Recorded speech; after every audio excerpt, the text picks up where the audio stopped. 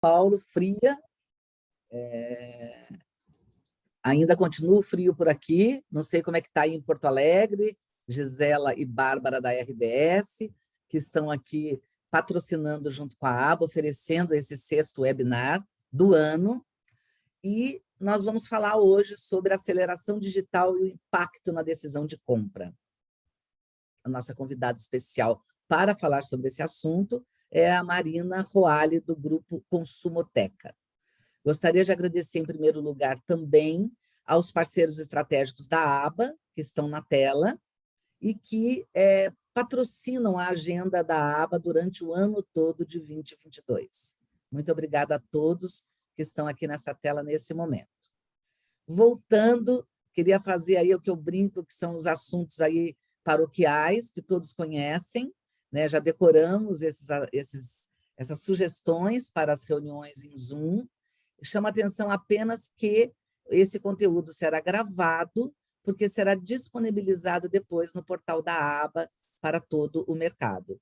Este webinar é um webinar aberto ao mercado. A aba faz webinars apenas para seus associados e alguns deles abertos para o mercado. Este, por decisão do Comitê de Insights, que está promovendo esse evento, na pessoa de sua presidente, a Aline, que está aí conosco, a Aline Muniz, da Natura, estamos abrindo ao mercado. Então, hoje nós temos convidados aqui, não só associados da aba, mas de todo o mercado. Queremos também pedir que deixem a câmera aberta nesse momento, se possível, para registrarmos uma foto. Assim, fazemos a divulgação desse evento, também para constar aí no anuário da aba e outras publicações e outras ações de PR.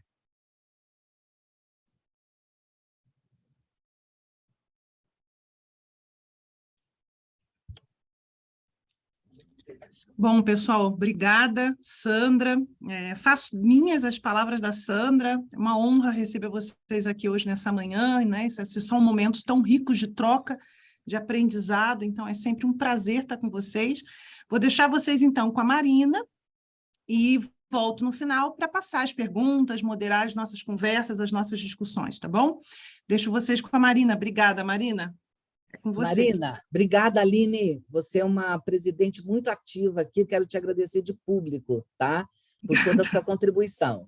Eu gostaria só de apresentar formalmente aqui a Marina, para quem não conhece, acho que nosso mercado conhece bastante, mas a Marina é mestre em mídia e cotidiano pela Universidade Federal Fluminense e especializada em Design Thinking pela Ecos. Marina é publicitária por formação. Após passagens pelo marketing de empresas como Rede Globo e Petrobras, ela entrou para o time de pesquisadores da Consumoteca em 2014, onde coordenou pesquisas para marcas como Boticário, Itaú, Red Bull e Ambev. Atualmente, Marina é head do time de insights do Grupo Consumoteca, responsável por todos os estudos entregues por esta consultoria. Além disso, Marina coordena o Consumoteca Lab, um núcleo independente de pesquisa que compartilha novas descobertas com o mercado e com a imprensa. Também produz e participa do podcast Caoscast e dá aulas sobre comportamento de consumo e etnografia em instituições que trabalham com inovação no Brasil. Ou seja, a RBS, o Comitê de Insights da aba e a aba está trazendo para vocês aqui um conteúdo espetacular, compartilhando aqui o que tem de mais moderno nessa linha e nesse tema. Muito obrigada, Aline. Agradeço de novo a Bárbara e a Gisele e os amigos todos da RBS. E agora sim, vamos lá, Marina, é com você. Gente, bom dia. É um prazer estar aqui. Aqui sou eu que agradeço esse convite. Vou compartilhando minha tela aqui. Estão vendo? Espera aí que eu já estou botando na tela cheia. Ele foi para o final. Sem spoilers. Foi. Estão vendo aí, certo? A tela cheia? Estamos vendo. Perfeito, Marina. Sim. Beleza. Então, é sempre interessante quando a gente se vê pelo currículo ali, né? Porque a gente fica, nossa, fica aquela coisinha ali toda vendida, mas eu acho que no final das contas a gente pesquisa a gente, assim. Acho que eu prefiro me apresentar como uma pesquisadora de gente que ajuda a traduzir o que tem de humano para marcas, né? Como é que a gente converte isso em estratégia.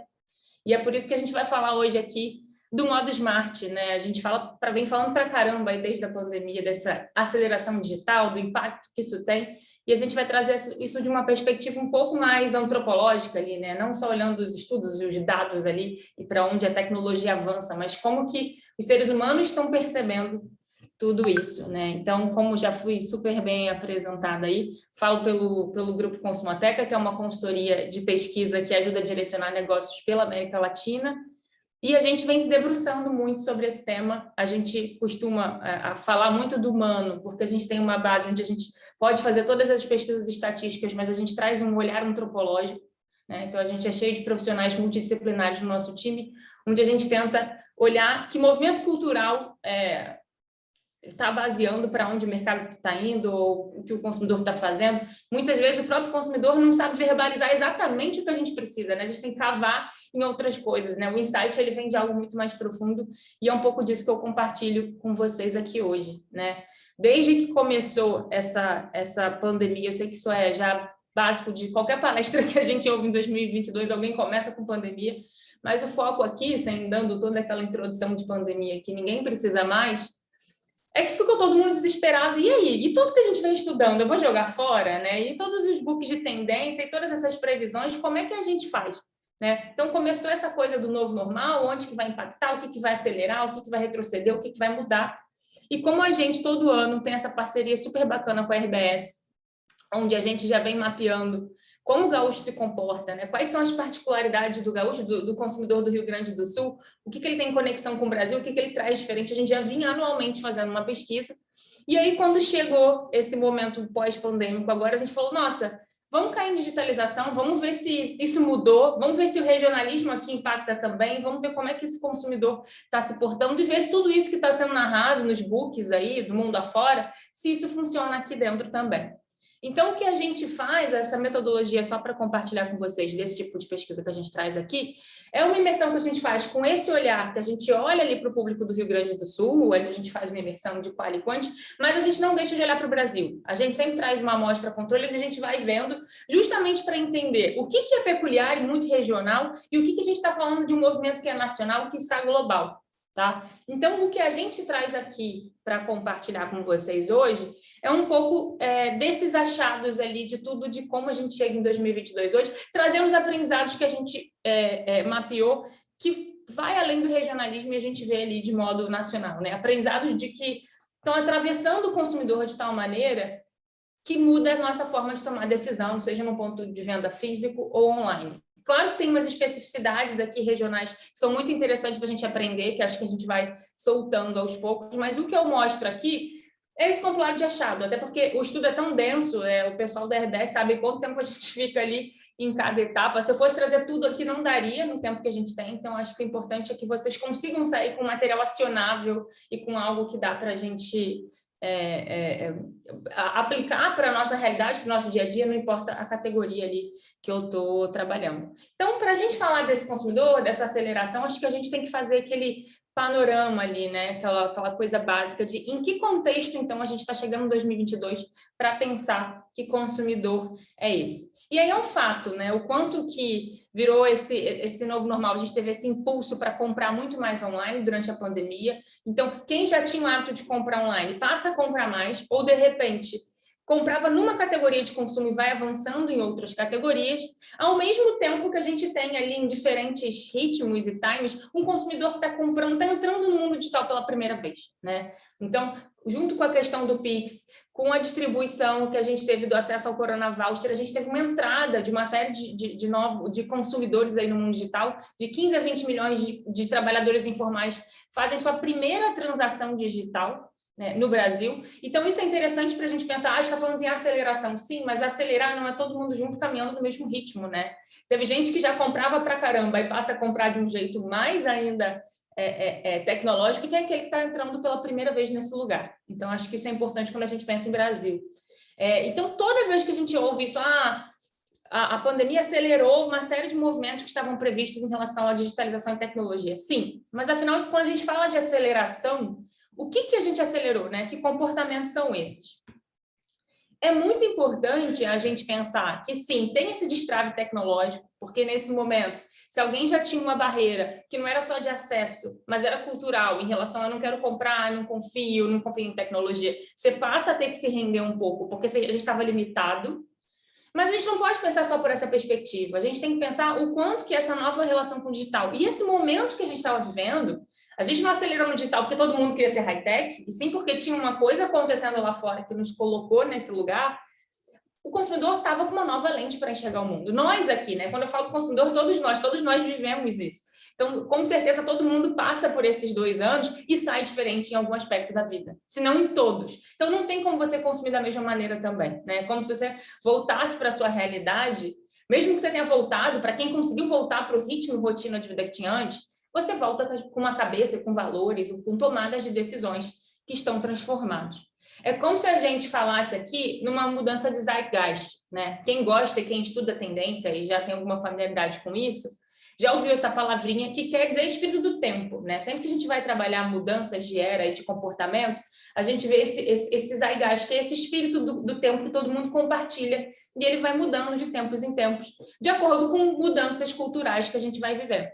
Se a gente pensar o zeitgeist que a gente vinha, desde que a gente pensa o auge da geração millennial, quando eu penso que os millennials eram os jovens decisores, quando a gente está falando de millennial aqui, a gente está falando dos jovens que cresceram no início da década de 90, que nasceram ali para os meados de 80 e vão até 95, a gente viveu ali naquela época ainda uma relação romântica com a globalização, onde a gente viu a internet como um lugar para transformar o mundo, onde se falou de marcas com propósito, né? De vamos usar toda essa ferramenta que a gente tem para se transformar. Então, tinha esse zeitgeist de como é que eu transformo o mundo para um lugar melhor, né? Como é que as marcas foram abrangendo a sua ideia de missão, de visão, de valores, tinha que traduzir tudo isso. Só que no momento que a gente entra numa crise econômica, política, sanitária, né? A gente não sabe mais em nada do que a gente pode confiar, a gente sai um pouco desse otimismo e entra numa era de ceticismo, né? É como se agora eu não estou preocupada em mudar o mundo, eu só quero sobreviver ao mundo, né? É diferente, só quero dar conta disso daqui. E isso muda, porque se eu estava muito preocupada, a gente sabe que a gente fala de sustentabilidade, de uma série de coisas que né, vinham avançando, nesse momento o consumidor para um pouco de pensar nisso, né? Porque se eu tiver que usar um monte de coisa descartável para higienizar minha casa, isso vai produzir mais lixo, nesse momento eu vou produzir. Eu só preciso sobreviver. Isso não freia a gente pensar em sustentabilidade, mas tem uma mudança em alguns comportamentos ali. Então, tudo que rola, né, esse noticiário, as pessoas se sentindo mal, saúde mental em jogo, uma série de papéis que a gente vai acumulando, tudo isso que todo mundo viveu aqui, coloca a gente nesse momento de uma crise de confiança, né? A Edelman, que é um instituto que todo ano faz um mapeamento de confiança em vários países, né, do mundo, e traz aqui para a gente como é que isso vai avançando, eles vão mostrando como a gente chega em 2022 sem confiar no governo, sem confiar em ONG, sem confiar muito em instituições religiosas, e as pessoas hoje, onde elas mais acreditam, são nos cientistas e são em CEOs de empresa. Então, é interessante para a gente ver como ali as marcas têm um papel de transformar a sociedade, porque a gente já não sabe mais em confiar, então o consumidor ele tem um pouco disso de ter que se relacionar, apesar de a gente estar vendo esse mundo que parece distópico, né? Todo mundo brinca, eu estou vendo um apocalipse, mas isso pode ser brincadeira, mas isso vai pegando, a gente vai acreditando, né? Então isso vai mexendo em como a gente se relaciona com as nossas decisões. Então, se a gente for pensar agora, então, que tem esse impacto de pandemia, que a gente está ali com mais contato com o mundo digital, mas tem também esse background de insegurança, de crise de desemprego, é como se a gente saísse de um momento onde, sim, a gente trabalha muito construção de marca, no sentido do quanto que a marca ela construi valor, o quanto que eu tomo decisão, ela vai trazer valor agregado para o meu produto e eu vou me fidelizar ali. E agora a gente vai olhar para essa marca, mas agora essa marca ela está me trazendo para outros lugares também. Não é só para o storytelling, mas é para esse lado de vantagem, de benefício. Então, a gente vem falando muito nos últimos anos, né? Todos os congressos, todos os avanços que a gente tem quando a gente pensa comunicação em marca. A gente fala de branding, de storytelling, de como que a minha marca conta um conceito, quantas lojas investiram naquela flagship store que você entra, tem uma grande experiência de marca, como é que eu fidelizo o meu consumidor e transformo ele num lover da minha marca, essa questão de experiência. E a gente começa a ver, a gente vê isso pelos briefings de pesquisa que a gente recebe dos 2 últimos anos para cá. Todo mundo querendo saber de UX, de CX, de omnicanalidade, de cupom, de programa de relacionamento. É claro que não ficou de lado, né? As marcas não estão deixando de contar suas histórias ou de pensar no seu branding, mas é como se a gente tirasse o foco, né? E colocasse ali o investimento em uma outra área que se complementa nisso tudo. Então, o que a gente tem com essa somatória de coisas é que, com essa nova jornada de transformação, esse consumidor ele sai mais pragmático do que nunca desse processo todo, né? E isso impacta a gente em todas as categorias de consumo, em algumas em mais graus, né, em graus mais avançados do que outras, a gente vai ver aqui, mas a gente está falando de um consumidor, sim, mais racional. A gente tende a falar, o consumidor brasileiro latino, ele é passional, ele não reflete muito, e a gente tem que começar a ressignificar isso, porque não tem nem, inclusive, quando a gente olha a diferença de classe, a gente vê esse pragmatismo também aparecendo, sabe? As pessoas estão tendo que pensar bem como usam esse dinheiro dela, elas estão tendo que, às vezes, hackear o sistema para dar conta de chegar no final do mês. Então, não dá mais para ficar comprando por impulso ou só pela história que a marca me conta. E aí, traduzindo esse pragmatismo em movimentos importantes aqui, é como se a gente tivesse 3 principais mudanças no comportamento desses consumidores. A primeira delas é o fato de a gente estar mais ferramentado, né? Então, acho que isso aqui já é o básico, a gente está cada vez com mais acesso, o acesso está chegando e melhorando para as pessoas, a gente vai se acostumando a manusear e interagir por aplicativos e plataformas digitais, isso vai dando para a gente uma segurança para experimentar cada vez mais coisas. A gente tem um comportamento do on que está invadindo o off. Acho que isso aqui é o principal ponto, porque a gente, quando fala de omnicanalidade, a gente sabe que isso é muito velho, é pré-pandemia. Mas quando a gente fala do on que invade do off, não pensar só no consumidor, ele compra no digital, mas ele também compra no offline. Não, é sobre um mindset que é o mesmo. A partir do momento que eu estou comprando muito no online, eu volto para a loja, eu posso amar a loja. Tem gente que fala, gente, tudo bem, fiquei aí na internet, mas eu estava com saudade de experimentar minha blusinha no provador. Só que eu chego no provador com uma cabeça de digital. Porque eu chego lá, eu experimento e eu gostaria que aparecesse alguma coisa. Se você gostou dessa peça, então você vai gostar dessa, que é algo que o algoritmo te treinou. Eu gostaria de saber, quando eu estou no provador, a opinião de alguém que já usou essa peça e lavou e se ela vai ficar bom. A gente vai vendo que o consumidor ele vai compartilhando com a gente sem nem se dar conta, que ele vai criando uns truques ali, uns gatilhos de consumo que ele leva para a loja, ele leva para qualquer tomada de decisão. Então, é menos sobre eu compro no on e compro no off, mas eu vou levando para o on características do meu off, para o off características do meu on. E a gente vai tendo um consumidor só que é mais pragmático, que vai querer os 2 tipos de experiência, mas ele tem uns hacks ali diferentes para tomar decisão. E a gente tem um pensamento mais autocentrado, né? Cada vez mais, por mais que todo mundo queira mudar o mundo e tenha uma questão de propósito, você está pensando no seu, porque a gente está num momento de mundo que se eu não me ajudo, se eu não dou conta, eu mal tenho rede de apoio, a gente ouve isso pra caramba dos consumidores, ele tem que pensar em que marca está trazendo ganhos e vantagens para ele. Ele até valoriza muito a marca que ajuda junto, ao mesmo tempo da vantagem para ele, faz algum trabalho, entregar algo para o mundo. Porque isso até alivia a culpa dele, quando ele não está podendo fazer isso todo dia, né? Ele transfere e ele compartilha isso com a marca. Mas eu quero saber, marca, o que você me dá, né? Não adianta falar, eu compro nessa marca anos, eu vou continuar comprando. Eu quero saber o que você está me oferecendo, né? O que você está resolvendo na minha vida nesse momento tão difícil. Então, a gente ouviu muito aí ao longo do campo que a gente fez, uma série de depoimentos de gente que ia trazendo, olha, eu sempre evitei comprar em site porque eu não confiava, porque não esperava, mas de repente é como se o consumidor ele tem uma jornada de aprendizado, e quando a gente fala maturidade digital, parece que a gente está classificando ali como se fosse uma coisa binária, é maduro digital ou não é. Mas tem um processo de hacks que cada consumidor vai criando e ele vai aprendendo, né? Então, tem gente que a gente conversa e fala, não, eu descobri que eu entro no grupo do Facebook, eu pego um cupom ali, aí eu tenho um grupo no WhatsApp que a gente troca informação. É como se ele vai criando uma jornada dele dentro do online, que vai até substituindo um pouco até do prazer que ele tinha. Se você dava uma voltinha no shopping e curtia a vitrine, você tem que aprender a ter prazer no online também. Então, a gente ouve até consumidor que hoje entra num site, coloca produto dentro do carrinho só pelo prazer e não fecha a compra, né? Para o pessoal do inbound, para o pessoal da conversão, eles piram, porque eles ficam, meu Deus, como que eu faço para converter? E é o pessoal trazendo o pensamento do off para dentro do on, né? É o que a gente falou, eu levo o comportamento do on para o off, mas eu levo do off para o on. Tem consumidor que falava, olha, eu estava com saudade de dar uma voltinha no shopping, como eu não podia, eu entrei na loja, fiz uma compra imaginária, botei um monte de coisa no carrinho e saí e fechei. Então, isso é muito comum a gente ouvir. Aí fica o pessoal do UX lá, meu Deus, o problema está na interface do meu site. Não, às vezes é também um desejo incubado daquele consumidor e ele quer pelo menos fingir que está vivendo com aquilo. Claro que daí a gente tem oportunidades aí para cada marca. Então, é como se a gente, no momento que o mundo, e o mundo offline, né, que era o mundo das experiências, estava tão sinônimo de risco, a gente não podia sair de forma espontânea, a gente tocava no negócio, passava álcool, né? Tem gente que até hoje ainda não consegue se relacionar tão de perto com alguém. É como se no mundo off eu estou perdendo, no mundo on tem que ganhar.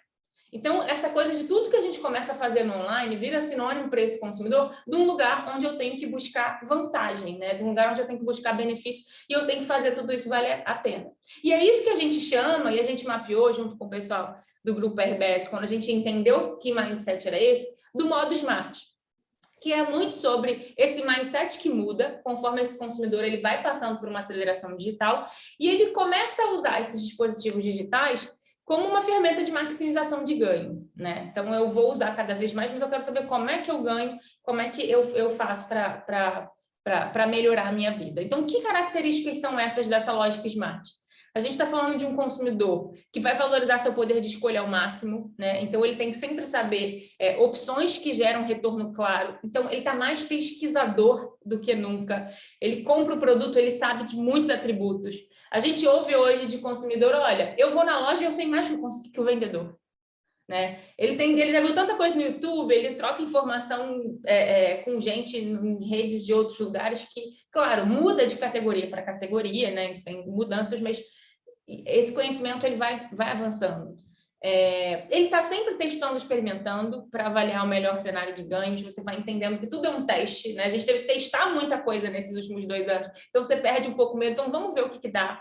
E é muito interessante como o processo de experimentação de uma marca nesse mundo pós-pandêmico é muito uma relação de risco. Ele vê uma marca nova, né? Ele pega um produto muito barato, por isso que é muito importante quando uma marca tem um bom produto de entrada, porque primeiro ele vai vou fazer um teste de uma coisa de baixo risco, de baixo investimento, que eu vejo dar retorno, se dá retorno, eu volto, compro outra coisa. Então ele fica nessa coisa de testei, funcionou, a experiência de site foi boa, a experiência de loja foi boa, eu volto lá.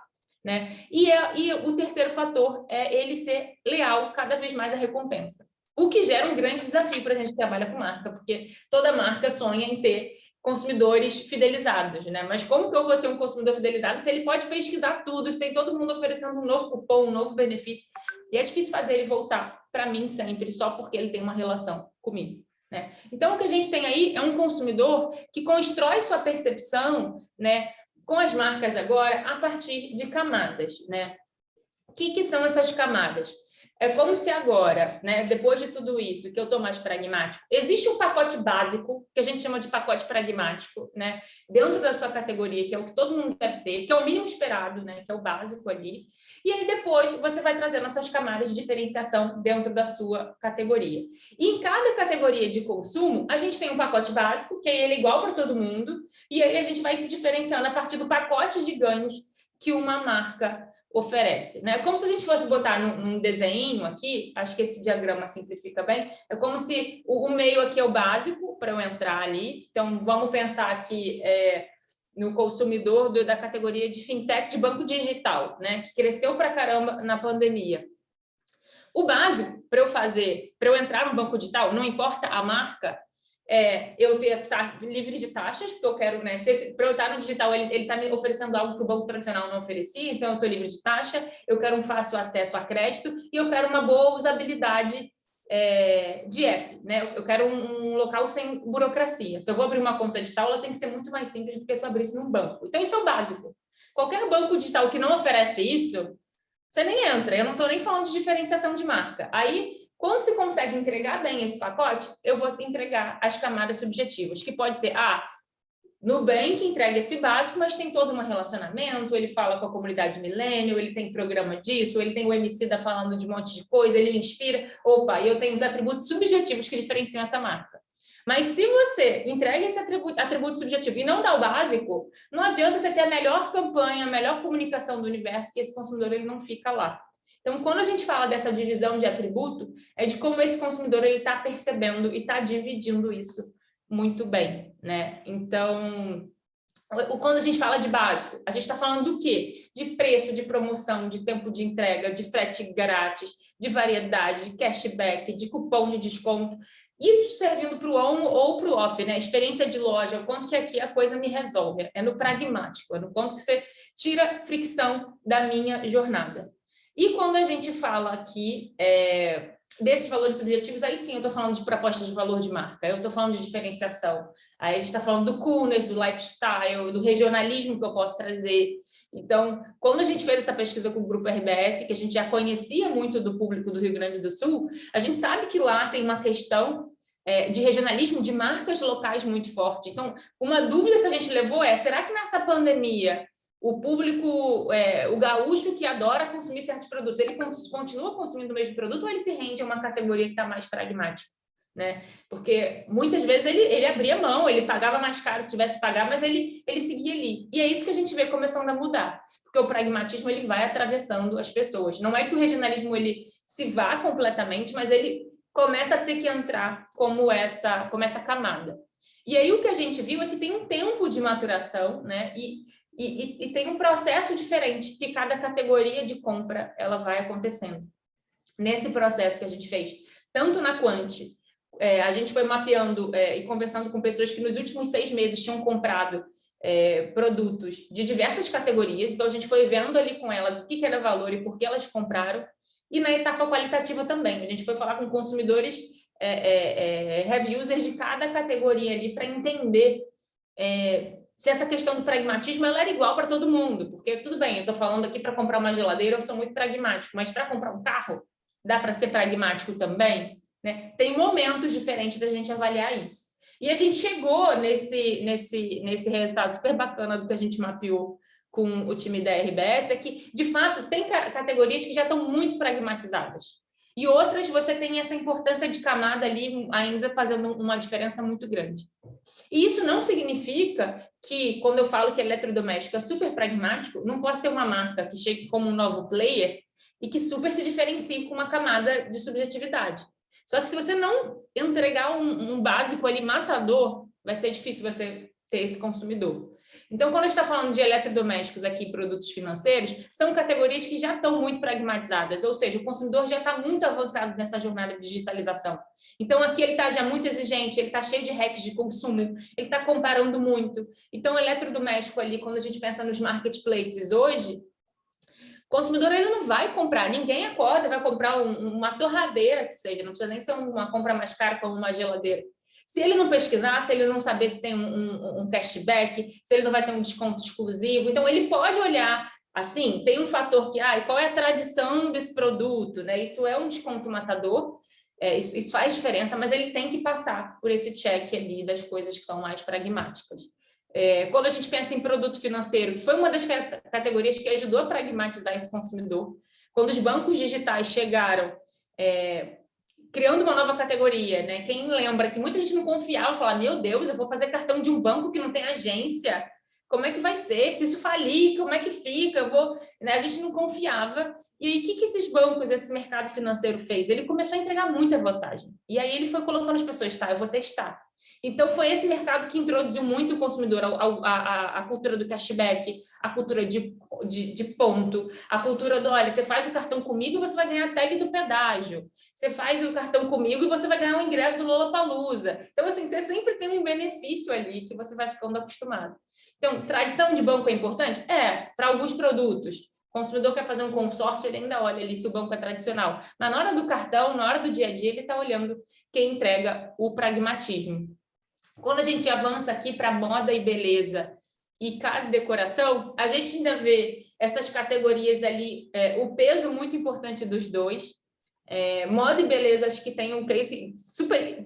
Passaram por um desafio imenso na pandemia, porque era uma categoria que dependia muito da experiência, né? O consumidor de moda e beleza, ele precisa tocar, diferente da geladeira que você lê tudo e chega na sua casa, eu preciso tocar, eu preciso experimentar, eu preciso ver a cor do produto. Então, tinha uma resistência muito grande, mas os players dessa categoria se capricharam muito na pandemia, né? Gente que inventou aplicativo para você ver roupa, para você medir, os sites se aprimoraram muito, e aí esse consumidor começou a gostar de comprar online também, e criar recursos de compensação.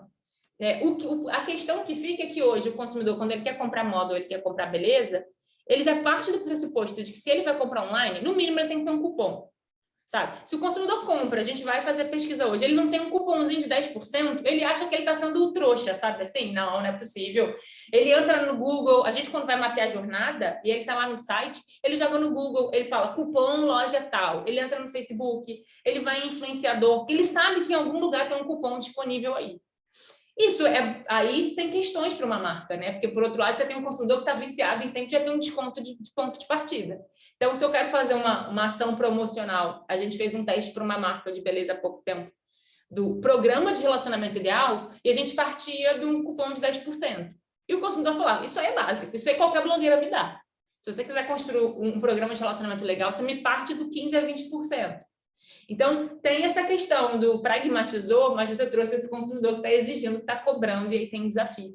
E aí, por isso que moda e beleza, sim, toda a subjetividade, discurso sobre moda, lifestyle, a gente sabe que isso é importante, mas tem um lado pragmático. Casa e decoração, a mesma coisa, né? Porque o estilo, o produto, ele faz a diferença, mas eu estou buscando. E os setores de automobilístico e de alimentação são os setores onde a gente viu que esse pragmatismo ele tem força, mas ele ainda é muito compartilhado, ele ainda tem um peso muito forte ali comparado à questão de tradição, de produção regional, de cultura local. Então, quando a gente foi vendo a mudança do comportamento no Rio Grande do Sul, muitas marcas locais que estavam entregando eletrodoméstico, produto financeiro, moda e beleza, foram perdendo espaço para marcas globais que estão mais pragmáticas. Mas quando a gente fala em alimentação, não, aqui eu ainda tenho apego regional, né? Aqui ainda é do meu jeitinho. Então, óbvio que esse player ele tem que me entregar o pragmatismo, e eles estão entregando, mas no ponto de decisão, de desempate, o regionalismo ele vai pesar. Então, é óbvio, daria para a gente abrir aqui e fazer essa jornada aprofundada de cada categoria, né? Que a gente traz um panorama ali, porque acho que é legal aí, de acordo com onde cada um está, e se identificando e entendendo essas mudanças.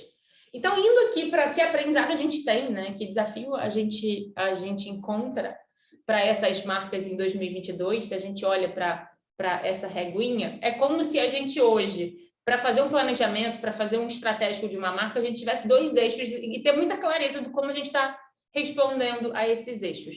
De um lado, esse eixo pragmático, né? Que tipo de conveniência eu estou entregando na minha jornada de compra, né? Que tipo de fricções eu estou tirando? Que evidências de percepção de vantagem eu dou para o meu público? É importante a gente frisar aqui a palavra percepção, porque tem muita marca que tem muito pacote de vantagem, mas o consumidor não percebe. Então, tem que trazer isso para a minha comunicação. E aí eu acho que todo mundo que está aqui, que trabalha em veículo e tem esse peso da gente pensar o papel da comunicação, é muito importante, porque às vezes as marcas estão preocupadas em super trazer ali o seu posicionamento, em trazer a sua construção e seu storytelling, mas não está gritando para o consumidor o quanto que você pode ter hacks ali da sua jornada para captá-lo, né? Para trazer. Então, como é que a gente comunica que eu tenho sim vantagem, que eu tenho sim pacote de ganho? E quando a gente pensa nesse eixo mais subjetivo, é que narrativas a gente tem para diferenciar. Uma vez que eu tenho o pacote básico, o que eu consigo entregar de novo, né? O que eu trago que se comunica com o discurso do meu tempo? Que tensões culturais são essas? Porque, sim, o consumidor está olhando para isso. Ele quer consumir de uma marca que tem os valores dele, que está falando de diversidade, que está olhando para a sustentabilidade. Mas se eu não tiver o pacote básico ali, que você me entrega o que eu preciso, isso vai ficar um pouco de lado, tá? A gente sabe que é bonito, que todo mundo fala, eu quero sustentabilidade, mas na hora que você tem ali, olha, você está me dando aqui uma vantagem matadora, você entrega em 24 horas um produto na minha casa, isso faz muita diferença ainda. Então, quando a gente olha para essas categorias que já estão muito pragmatizadas, a gente vê o quanto que a gente tem players que vêm trabalhando muito isso, e os players que geralmente estão aqui, eles não comunicam mais sua marca, eles comunicam muito essa jornada de ganhos que o consumidor vai ter.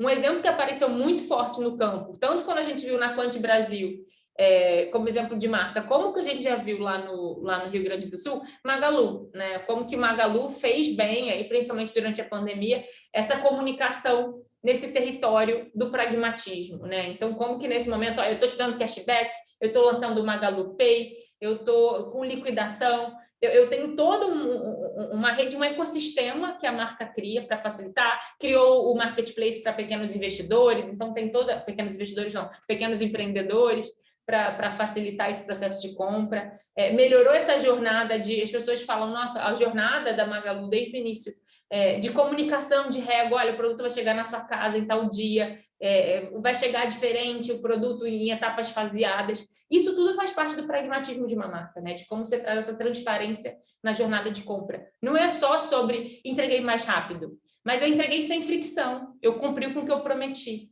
Então, às vezes, uma marca que vai prometer entregar um produto em 5 dias e entrega, é melhor do que promete que vai entregar em 2, entrega em 3, né? Porque você me decepcionou e você me frustrou. Então, pragmatismo aqui é sobre cumprir esses combinados nessa jornada de compra. E aí, ao mesmo tempo que Magalu faz tudo que a categoria vem fazendo, né? Cupom, cashback, ponto, frete grátis, né? Essa coisa de um super app, tem uma diferenciação de marca ali. Não perde essa camada de subjetividade, de um consumidor que se identifica, principalmente da consumidora mulher, que tem a questão da Magalu, da Luísa Helena Trajano, e também da personagem que eles criam. Então, ações de marketing, está no programa, Faustão foi para a Band, eles viraram um patrocinador master. Então, esse jogo de eu tenho um lado para comunicar o pragmatismo, mas eu não deixo de olhar para a minha camada de subjetividade da minha marca. Isso vira matador, né? Isso sim, você consegue entregar um combo interessante dentro dessa categoria que é tão competitiva. Quando a gente pensa nesse eixo aqui mais para o outro lado, então como é que a gente entende essas categorias que não é só pragmatismo, que a camada subjetiva ainda tem uma importância muito forte. E a gente vem com um aprendizado bem interessante que a gente tem de Porto Alegre, que é o Zafari. Quem é do Rio Grande do Sul, com certeza conhece o Zafari.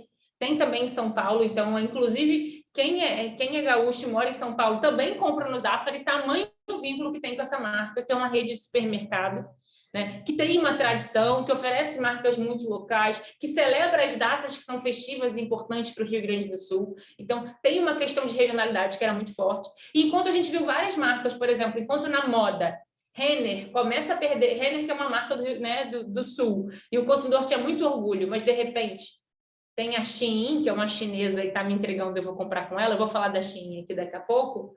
Na alimentação, não. Na alimentação, o regionalismo ele ainda pesa. Mas o interessante é que quando a gente vai olhar para o consumidor, por que ele ainda compra no Zafari? Tem todo o regionalismo, mas ele está enxergando o pragmatismo no Zafari também. Então, por isso que a marca consegue.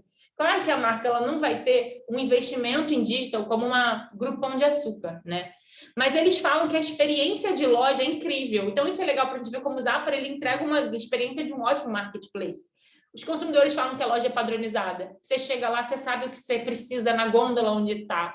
Tem um dia específico de promoção em cada semana. Então, é como se você tivesse uma rotina que encaixa com a sua experiência de compra desse supermercado. Tem um cartão de loja que está entregando desconto especial. Eu consigo resolver minhas coisas pelo WhatsApp. Eu tenho um cartão de lá. Então, eu consigo receber oferta. Então, tem sim um pacote pragmático, que não precisa ser lá Magalu, mas eu entrego, e tem todo esse lado de camada de subjetividade que se constrói aqui. Então, acho que o Zafari ele veio como um bom achado assim, do que a gente vinha no campo, para ver que parece que só essas marcas que conseguem ter ali uma operação, um alcance muito grande, e que elas vão matar todas as marcas mais regionais, porque elas vão crescendo, vão comprando, vão tendo aquisições, e elas vão dominar tudo. Mas não, né? As marcas que conseguem combinar ali e fortalecer sua marca com essas duas camadas, elas também têm um caminho interessante a seguir. E quando a gente pega aqueles 2 segmentos ali do meio, que eu acho que eles são uma zona estratégica, porque são segmentos que hoje têm esse desafio de entregar muito pragmatismo, mas ainda assim ter que trabalhar marca, porque você precisa, senão você vira commodity, você não consegue trabalhar preço, de que marcas estão saindo aí. E aí a gente traz, acho que, muito forte, como uma marca como a Shein, né, a chinesa, em 2, 3 anos de mercado. Quando a gente fala com geração Z, principalmente, ela aparece entre os players favoritos. Shein e Shopee, quando a gente fala com geração Z, que não são players tradicionais de moda. Então, mostra como, principalmente para essa nova geração, o pragmatismo vem com tudo. E aí, quando a gente está no Rio Grande do Sul, a gente fala com um consumidora que sempre amou Renner, ele falou, Renner é daqui. De repente, ela começa a falar, opa, mas tem uma marca que está me entregando ofertas muito matadoras. né? Então, Shein, ela dá uma aula de experiência online, porque ela tem esse marketplace que vai criando uma jornada gamificada com o consumidor. Você compra aqui, você ganha um cupom, aí você acessa ali. Se você faz review no site, você ganha mais ponto. Eles gostam muito de uma coisa, de um review sincero. Todas as marcas de apoio costumam ter aquilo lá, comprei, faço um rating, boto uma estrelinha. Mas na Shein isso funciona como uma comunidade.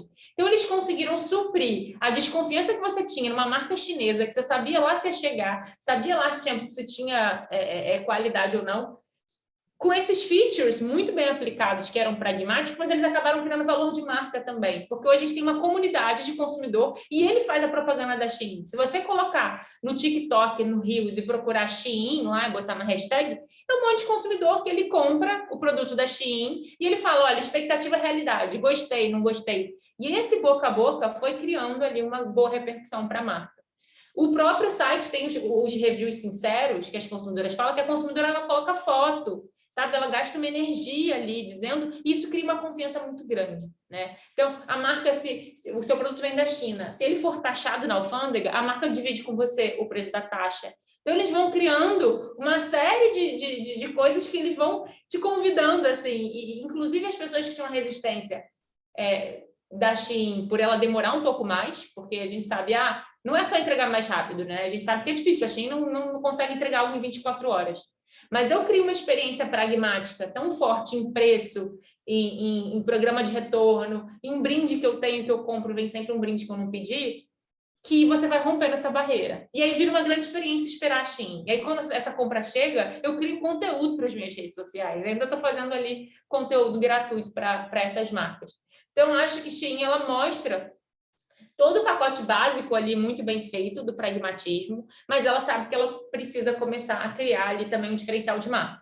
Então, ela vai no regionalismo, faz parceria com uma série de influenciadores. A Anitta faz publi para a Shein, a gente tem a DK, tem toda uma forma de aproximar. E é tão importante a coisa da experiência que uma própria marca como a Shein lança a sua loja física, né? Porque sabe que em algum momento o consumidor ele também quer essa experiência. Então, eles vieram com esse projeto da loja pop-up, né? Eles já lançaram no Rio de Janeiro, e aí lotou e abriu fila, igual quando teve anos atrás com a Forever 21, quando chegou no Brasil, né? De aquelas consumidoras no frisson, para conhecer que marca é essa, que eu já criei uma relação no digital, e eu quero saber como é que ela é no mundo físico também.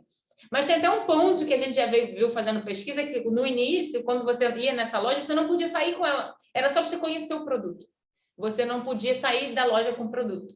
E isso também foi frustração, tá? E aí é uma falha da Shein, porque se eu sou pragmático e eu estou na loja, estou vendo o produto, eu quero sair com ele, né? Senão você me frustra. Então, isso foi um ponto que os consumidores também trouxeram, apesar de trazer, eu acho que é uma marca case para a gente ficar de olho em como eles sabem fazer uma boa jornada pragmática, sobretudo no digital. Enfim, gente, trazendo aqui para vocês aí a reflexão final, eu acho que o ponto que a gente tem a pensar olhando a partir desses dois eixos, né? Minha marca está preparada para esse consumidor, né? Qual é o meu combo de pragmatismo e o meu combo de subjetividade? Eu acho que quando a gente tem pelo menos consciência de como a gente comunica isso é muito importante. E pensando no papel dos veículos de comunicação, como é que a gente pode ajudar as marcas, enquanto veículo, a entender caminhos e estratégias diferentes de qual momento que eu vou comunicar cada coisa, né? E aí pode ser via uma série de formatos diferentes, né? Não precisa ser no clássico spot, mas como é que eu consigo fazer essa construção de, olha, aqui a gente tem que mostrar o quanto você entrega um pragmático e aqui a gente diferencia a sua marca e mostra o que você tem de diferencial. Mas é isso, acho que a gente chega aqui com algumas perguntas ali no final, porque acho que a ideia é trazer muito mais reflexões a partir disso, do que a gente trazer uma fórmula aqui e dizer que existe um caminho único para resolver tudo. É isso, gente. Aberta aí para ouvir vocês agora. Marina, que legal, querida. Muito, muito rico. Inclusive, a gente tem até um comentário aqui da Vanessa que adiantou um conteúdo que você acabou mostrando sobre a Shein. Ela falou um pouco antes que essa era da sobrevivência traz exatamente a amplitude do olhar que abre portas para compras nos sites fora. E você acabou trazendo esse exemplo, que é muito verdade. E aí, Vanessa, você quer falar, querida? Pode falar. Vai lá.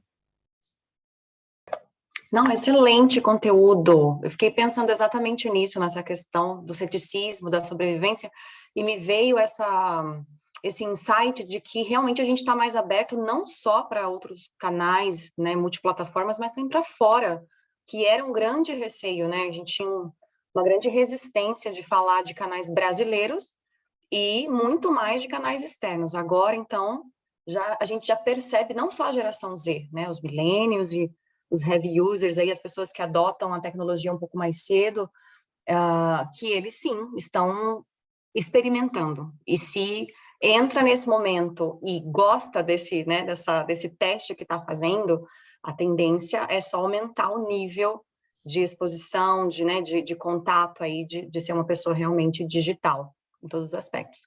Muito legal. Depois, quando eu vi ela mostrando, eu falei, excelente, é isso aí. Muito bom, Marina, adorei. Que bom. Estou vendo aqui os comentários agora. Inclusive, a gente fica pensando aqui, Marina, como é que a gente equilibra, então, esse peso, essa importância desses atributos para...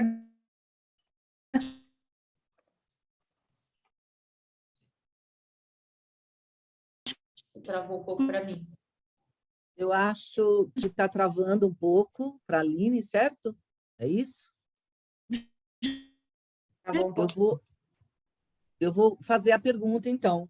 A gente queria saber como equilibrar o peso e a importância dos atributos pragmáticos dos atributos subjetivos. Olha, acho que hoje, quando a gente faz trabalho com marca e a gente vai entendendo como que a gente trabalha esse peso, o primeiro ponto é a gente entender qual é o atributo básico do pragmático para a minha categoria. Né? Óbvio que eu trouxe aqui um overview, mas a gente consegue super destrinchar isso, a gente precisa olhar o que o consumidor espera do básico, né? O que é o básico bem feito? Porque não adianta eu começar a querer pirar e pensar no meu subjetivo se eu não estou entregando o básico. Então, acho que a gente tem que fazer esse dever de casa do checklist. O que é o básico? Eu tenho que ter consciência dele, assim. O que todo mundo está fazendo? Como que eu entrego esse melhor básico? Cuidar dele, ter uma frente que garante esse básico e ter uma segunda força, um segundo squad que trabalha o subjetivo. Beleza, agora que eu consigo entregar o básico dessa categoria que está no crivo desse novo consumidor, como é que eu me diferencio com ele? Que história que eu conto para ele, ou que pacote de ganho que eu vou conseguir ter para me relacionar e criar realmente um relacionamento com ele, que não é só mais, acho que essa era da marca que é fofinha, porque tem um storytelling lindo e porque ela me inspira na campanha, isso não funciona mais sozinho, né? Então, como é que eu vou criando essa relevância nessa camada? Acho que é aí que a gente tem que partir disso.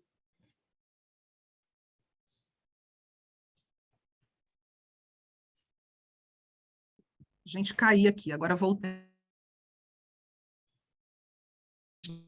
Estão me ouvindo? Então, sim, tá Aline, pode seguir, pode seguir. Marina, vou tentar continuar aqui para ver se vocês me ouvem.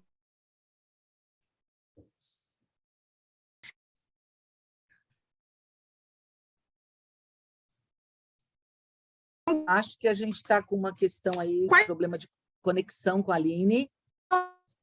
Eu vou para a nossa terceira pergunta, então, em apoio aqui à Aline, que é: quais os próximos passos do futuro? Ser mais pragmático ou ser mais subjetivo? Eu acho que o estratégico é quando você consegue trabalhar os dois. Né? Eu acho que se você tem um baita do pragmatismo, você consegue vender em volume, você consegue ter uma boa estratégia ali, mas você vai ter que viciar o seu consumidor, porque é aquilo, quando você vicia seu consumidor em cupom e cashback, é um caminho sem volta, né? Ele não te dá valor mais sem isso. Então, o caminho é justamente de você fazer sua equação que vai funcionar, porque é sem volta esse consumidor que pesquisa cada vez mais, né? É um caminho que é uma jornada que você vai avançando. Pensa que tem essa galera que entrou, que descobriu o digital no ano passado. Eles estão no início ali da jornada deles, eles só estão caminhando, e eles são super pragmáticos também. Então, esse consumidor muito munido de informação, com muito player, do momento que eu sei que eu estou aqui sentada na minha casa, que antes eu comprava nas roupas do meu bairro ou em algumas marcas que eu conhecia online, e eu sinto que eu posso comprar na China, nossa, a minha prateleira de opções ela fica muito maior, né? Então é difícil você criar relevância, valor e competir com as marcas do mundo inteiro, assim, né? Então acho que a gente tem que conseguir fazer esse combinado para criar diferenciação. Acho que está aí para onde vai o futuro do marketing, com tudo que a gente vem lendo e vem pesquisando. Muito obrigada, Marina, pelas respostas. Eu acho que realmente a nossa presidente do Comitê de Insights, a Aline, está com uma probleminha de conexão. Nós já estamos aqui com 9 horas e 55 minutos. Temos tempo para uma última pergunta, se houver. Senão, nós vamos aqui agradecer e nos despedir. Voltou, Aline? Voltei. Gente, não sei o que está vendo aqui, mas consegui voltar. Vamos ver se agora eu consigo estar com vocês direitinho, justo no final, que pena. Mas obrigada, Aline, Sandra. a gente já fez as perguntas, então, tá? Para te apoiar. Tá. E estamos aqui verificando se há mais uma pergunta, uma última pergunta. Renata Martins, parece que está levantando a mão, é isso? Boa. Sim, posso fazer uma perguntinha rápida para a Marina? Vamos lá. Acho que ainda fica uma questão, Marina, de mais complexa para entender essas questões subjetivas. Tem vários exemplos na sua apresentação, mas, ao mesmo tempo, você tentou passar desde o início uma mensagem forte de que só olhar storytelling não é mais sobre subjetividade. Então, como em cada marca ou em cada categoria identificar, na sua opinião, os aspectos subjetivos que têm alguma tendência a trazer mais sucesso, considerando que, como o próprio conceito diz, são subjetivos. Você ainda acha que é baseado em pesquisas, por exemplo? Porque como é subjetivo, a pergunta é, estrategicamente falando, como tentar descobrir quais são os aspectos subjetivos que não estão ali no passado, que não são só storytelling, mas que seriam realmente efetivos para cada categoria ou marca. Boa, Renata. Quando a gente fala do subjetivo, é claro que eu estou tentando trazer aqui, né? Cada marca ela muda. Mas é assim, com pesquisa de consumidor, mas olhando para a questão do cenário do mundo, né? Porque a gente vê hoje como as marcas estão muito mais preocupadas em acompanhar esse espírito do tempo do que muito tempo atrás.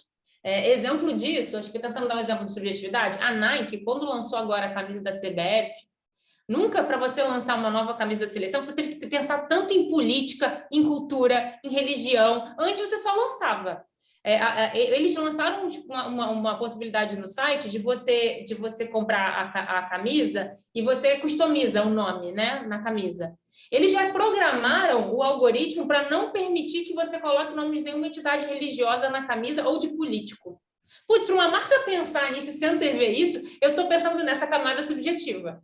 Imagina que eu tive que passar por toda a parte pragmática, pensar na frete, na experiência, em tudo isso, porque eu estou pensando em marca, estou pensando em valor de cultura. Então, quando a gente fala em subjetividade, é isso, assim, quando a minha marca fala, quando ela se posiciona, ela está falando para quem, com que causa, né? É entender que é isso. Hoje, quando alguém usa o verde e amarelo, não é só verde e amarelo, não é só futebol, é o quê?